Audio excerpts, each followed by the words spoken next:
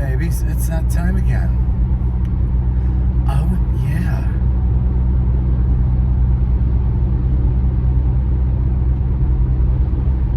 Back to work after a day off from the snow. Got twice as much snow, 4 inches, than predicted. Up in the northern part of Connecticut where I work.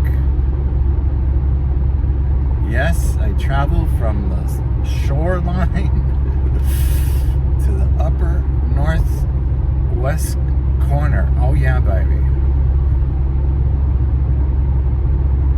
And I do it because I have a blessed job. I could find a job closer to home, but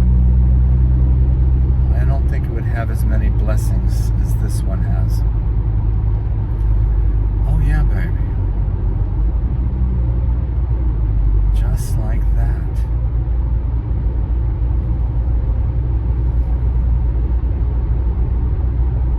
So here we go. Another sleepless night because I basically slept all day yesterday. Yeah. So I was not ready to get up at 5 today. But here I am. Oh yeah, baby. Oh yeah. So I'm just going to wait on the Lord for a couple moments here and just see what He would have me say, because I have an idea of what I think might be helpful to you, but I'm going to give the Lord the first crack at it.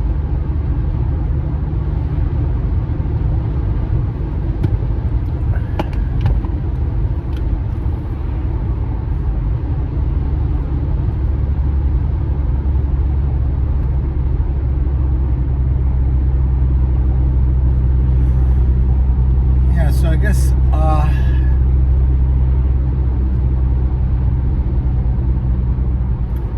what I was thinking of talking about is just giving you some practical ideas on how to stay in step with the Spirit of the Lord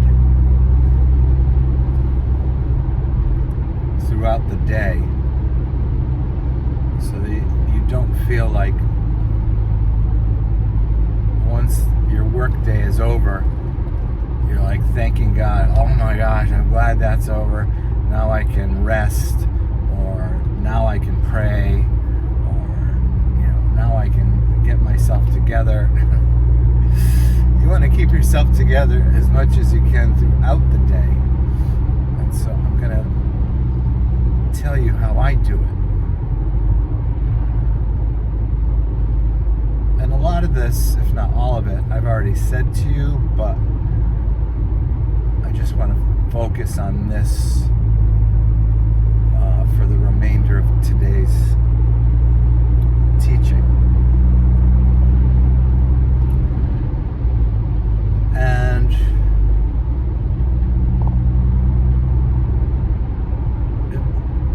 it all starts with embracing the purpose of the day, which is for others to see love operating in us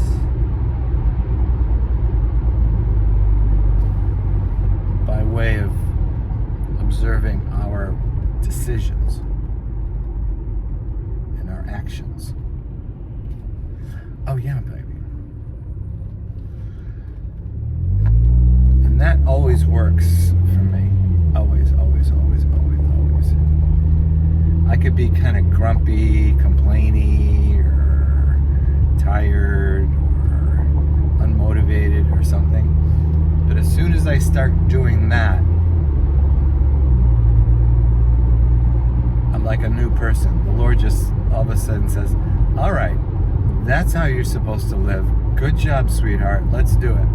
And then He gives me the motivation, power, anointing to get it done.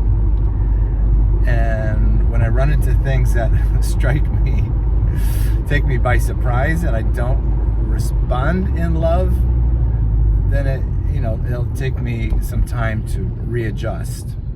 But for the most part, what I'm saying works throughout the day. So one of the ways I found that's helpful for me to stay in that mindset of service to others and loving others is just by staying in conversation with God. And yeah, obviously you're not saying it out loud, because then people would think you're crazy more than they normally do. So you just kind of have those conversations internally, and they don't need to be anything like, super religious or what people consider holy. It can just be conversational, just as if he's your best friend by your side and wants to share every moment with you. And so you just keep the conversation going. So that works in a couple of ways. One is it helps to focus on the relationship throughout the day, and it also helps to keep you tuned in to what God might initiate instead of being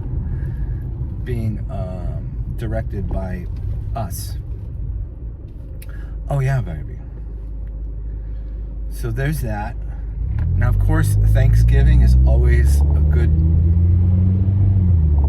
momentary practice.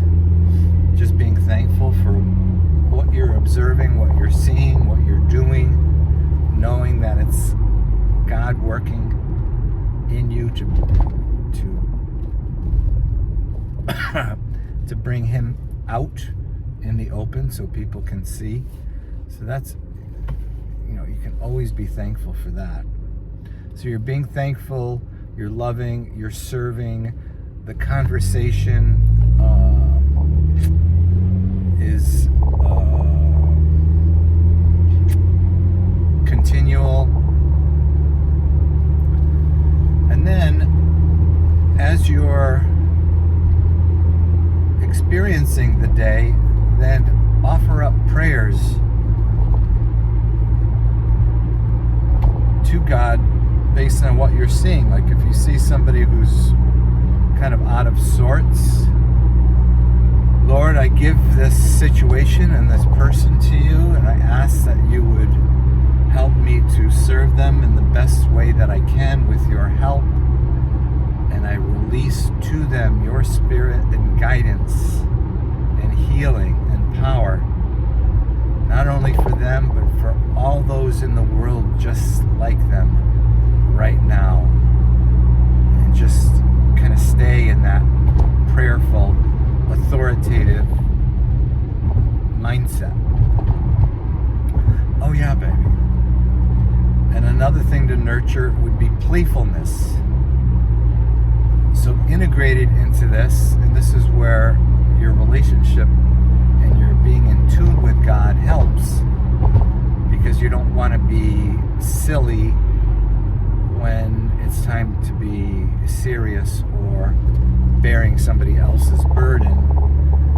You can't really do that by being silly. But when the opportunity comes, look for humor, look for risk-taking, look for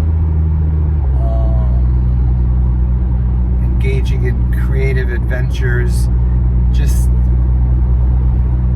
inject into your daily life a playful curiosity and a peace that you can do it without any worrying, because you're doing it in the protection of God and in the intimacy of your relationship with your eternal bridegroom, Jesus.